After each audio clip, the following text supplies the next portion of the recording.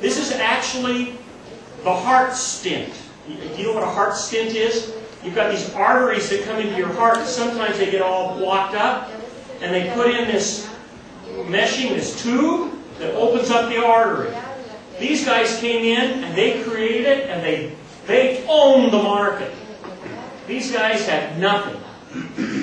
But what happened is that the customer said, people's arteries are different sizes. And this company says, no, one size fits all. This company says, we can make them different sizes. And over time, this is what happened. The competitor came in, made them different sizes. All of the doctors and hospitals wanted little ones for babies and medium-sized ones for mediums. And this company that created, that came up with the idea, lost everything. That's the story of the stent. And it's what happened then is that this company looked at that area A, asked the customer what they were missing, and took away the market completely.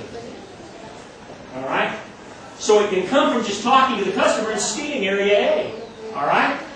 And we've talked about all of these. And be aware that area B, over time, becomes area D. Because markets evolve. Over time, they evolve. And what we want today, what food we want, what clothes we want, how our transportation system, our energy system. Over time, I can guarantee you, this becomes D. This becomes D over time. And then all this is good for is parts for a while. And then you have to decide whether you really want to continue to invest in it. But the team asked me this, and they're dead on. Is there the possibility of taking an area D and bringing it back to an area A? And there is. You can do that. You can do that. You can do that by... Well, let's put it this way. Take a look at what Chrysler has done. They brought back the old model of cars. Volkswagen, the German Volkswagen, the Beetle. Exactly. They brought back a Beetle, a new and improved Beetle. And so they took some models that were here and said, look, if we change the engineering a little bit, and I can bring back this PT Cruiser, a Camaro. But they brought back the Camaro. They brought back the Ford Mustang. And now, they created an area A. What was a D has become an A. Okay? It's possible to do that. But the key is that you have to bring this back in ways that the customer will now value. Remember, you just showed me you've got L's. And you've got to make it either an M or an H for importance. And if you can do that, you can bring it here. But again, if you do that, remember your competitor's watching. And if you can do it, they can say, we can do that too. You've got to block them. You've got to block them. You've got to block them. All right. One of the best ways to grow your advantage is this, is to look at the unmet need. What does the customer want that they're not getting? Your competitor isn't doing it. You're not doing it. What is the unmet need here? And often, I've got to tell you, it's service. I worked with the German Bahnhof. Now that our German's gone, I'll be very honest. The Germans are a very formal people. They're very formal. And the German Bahnhof had a problem because they weren't recognized as being very customer-friendly. And so they were wondering how we can create our employees so they're more customer-friendly. And so, because they knew that would bring them the innovation. People wouldn't drive as much if they could have a friendly conductor rather than one that says, papers, please. And so they saw that as perhaps a way the customer wanted it. The customer wanted it badly. And you can bring that into your advantage. If you know what they're missing, you can bring it into your advantage. And this takes talking to the customer. This is why it's important you go and say, these are the attributes that we think are important. Are these the right ones? Are there attributes that I don't have that are important to you? Does anybody do it? Talk to the customer. The deal with Steve Jobs is he's got magic when it comes to the customer. He can read the customer. So this is a great way to bring advantage. Be aware that this A could drop directly to a D as well. At times you could drop right out of the market overnight. It happens all the time with clothing and with food and restaurants. People are, we call it fickle. You know, they'll like it today, but tomorrow it's gone. Boy, you know, women's clothing. I don't even have to say any more than that. We men will wear the same. I won't even go there. But the bottom line is it can drop all the way out. Oh, and regulation, government regulation can take my area A and make it a D that fast. To change the regulation, and a lot of us face that. Some of us are heavily regulated.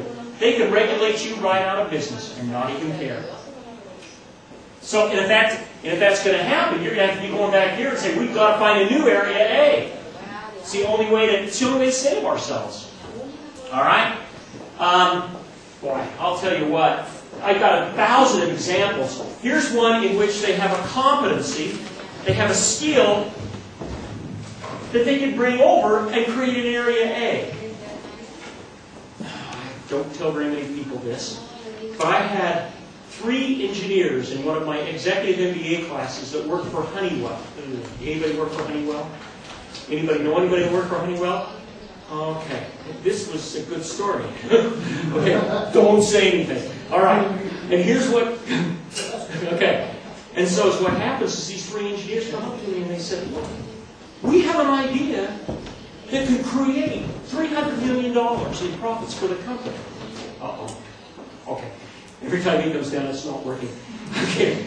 And so what happens is that this part that everybody's paying $25 for, we can create it for 10 cents. Much smaller. And everybody needs it in the telephone industry. You know, at the time they were carrying phones around like this with the antenna and the whole thing, and we can make it smaller, better, more powerful. And man, I was interested. And I said, but you created it at Honeywell on your job. You can't take it from Honeywell, because Honeywell will come after you. Well, we talked to our bosses, and they said they didn't want it. I said, okay, you can't stop there. You've got to take it right up to corporate. And they took it up to corporate. Corporate said, we don't want it. We just don't want it. It's not part of what we do. So those 3 guys quit the company and started their own company with the blessing of Honeywell. If Honeywell had seen the competency, they would have moved it over here. They would have picked it up and moved it over, and it would have become an area A. But Honeywell rejected it. In Continental, in Germany right now, the tire company, they make tires, they make brakes, they make electrical systems for cars. They are constantly looking for ideas over here that they can bring in here. Now, here's the key. Engineers? Yeah. But it can come from anywhere in the company. It can come from anywhere in the company. There's a man by the name of Mitzberg who is a professor up at McGill University in Canada. Did a lot of research on this.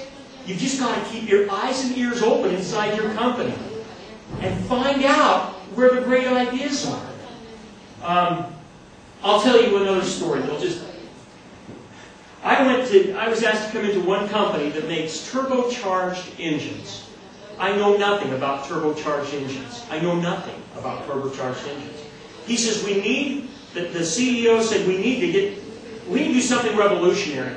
We're growing our area B, but not our area A. Can you help us? And you know what I did? I said, I want to talk to 10 people inside your company. And the CEO said, fine, I'll find 10 people. I says, no. I says, let me just randomly pick people. And I randomly picked people throughout the organization.